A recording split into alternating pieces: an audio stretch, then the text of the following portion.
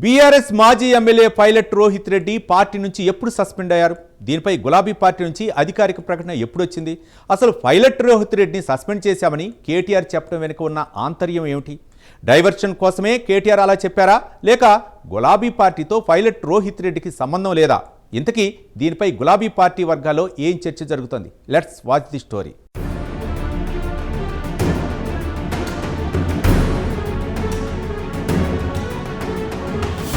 Pilot Rohit Reddy మంచి political లీడర్గా కన్నా వివాదాస్పద నేతగానే అందరికీ సుపరిచితులు. పార్ట్ టైం పొలిటీషియన్ గా ఉంటే ఫుల్ టైం బిజినెస్ మెన్ గా వ్యవహరిస్తూ ఉంటారు. అయితే రాజకీయాల్లో పైలట్ రోహిత్ రెడ్డి ఎంత ఫేమస్సో ఆయన ఫామ్ హౌస్ కూడా అంతే ఫేమస్. మొయినాబాద్ పేరు చెప్పగానే టక్కున ఈ లీడర్ ఫామ్ హౌసే గుర్తుకొస్తుంది.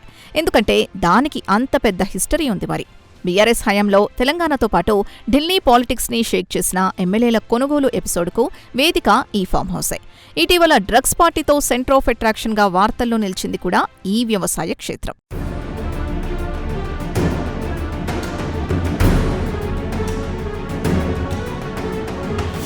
తాండూరు బీఆర్ఎస్ మాజీ ఎమ్మెల్యే పైలట్ రోహిత్ రెడ్డి వ్యవహారం మరోసారి చర్చనీయాంశమైంది.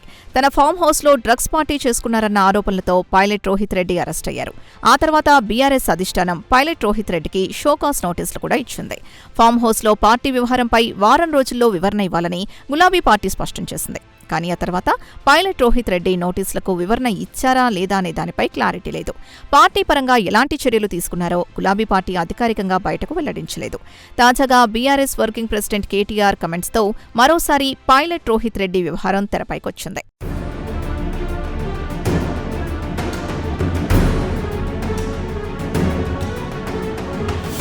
పంజాగుల Rohit Reddy alias pilot Rohit Reddy 2018 assembly ఎన్నికల్లో తాండూరు నుంచి కాంగ్రెస్ అభ్యర్థిగా పోటీ చేసి ఎమ్మెల్యేగా గెలిచారు.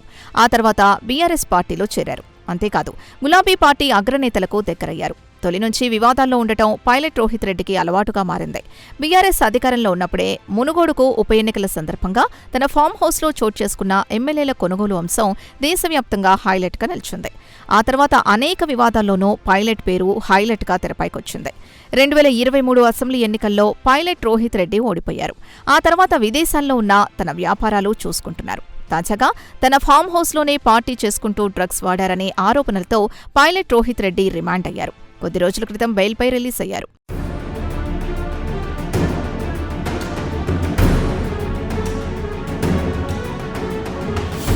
ప్రస్తుతం పైలట్ రోహిత్ రెడ్డి సైలెంట్ గా ఉంటున్నారు. తాజాగా కేటీఆర్ వ్యాఖ్యలతో ఆయన పేరు తెరపైకొచ్చింది. అందుకు కారణం పైలట్ రోహిత్ రెడ్డిని పార్టీ నుంచి సస్పెండ్ చేశామని బీఆర్ఎస్ వర్కింగ్ ప్రెసిడెంట్ కేటీఆర్ చెప్పడమే. ఇంతకు పైలట్ రోహిత్ రెడ్డిని ఎప్పుడు పార్టీ నుంచి సస్పెండ్ చేశారనే చర్చ గులాబీ పార్టీలోనూ రాజకీయ వర్గాల్లోనూ జరుగుతోంది. తాజాగా తెలంగాణలో బండి భగీరథ్ పోక్సో కేసు అంశం రాజకీయ వర్గాల్లో పెద్ద ఎత్తున చర్చనీయాంశమైంది. ఈ వ్యవహారంలో బండి సంజయ్ని కేంద్ర మంత్రి పదవి నుంచి తప్పించాలని గులాబీ పార్టీ డిమాండ్ చేస్తోంది.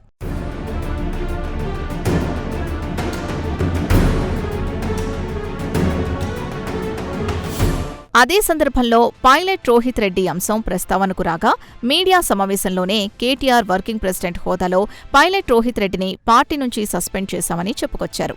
దీంతో పైలట్ రోహిత్ రెడ్డిని నిజంగానే పార్టీ నుంచి సస్పెండ్ చేశారా, లేక మీడియాను డైవర్ట్ చేసేందుకు కేటీఆర్ ఆ వ్యాఖ్యలు చేశారా అనే దానిపై ముమ్మరంగా చర్చ నడుస్తోంది. ఒకవేళ పార్టీ నుంచి సస్పెండ్ చేయకుండా కేటీఆర్ చెప్పి ఉంటే ఆ అంశంపై పైలట్ రోహిత్ రెడ్డి ఏ విధంగా స్పందిస్తారు, బీఆర్ఎస్ పార్టీలోనే కంటిన్యూ అవుతారా అనేది సస్పెన్స్ గా మారింది.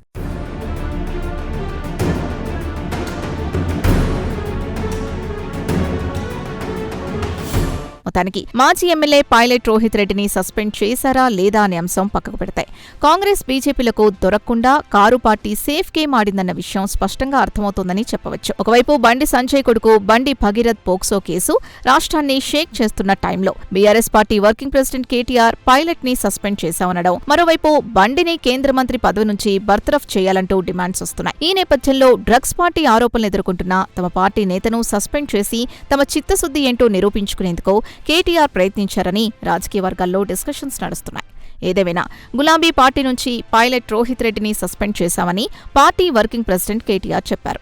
ఇక ఆయన బీఆర్ఎస్ పార్టీ కార్యక్రమంలో పాల్గొంటారా లేదా అనేది ఆసక్తికరంగా మారింది. ఒకవేళ pilot Rohit Reddy BRS party నిర్వహించే ప్రోగ్రామ్స్లో పాల్గొంటే గులాబీ అధిష్టానం ఏ విధంగా రియాక్ట్ అవుతుంది అనేది చూడాలి.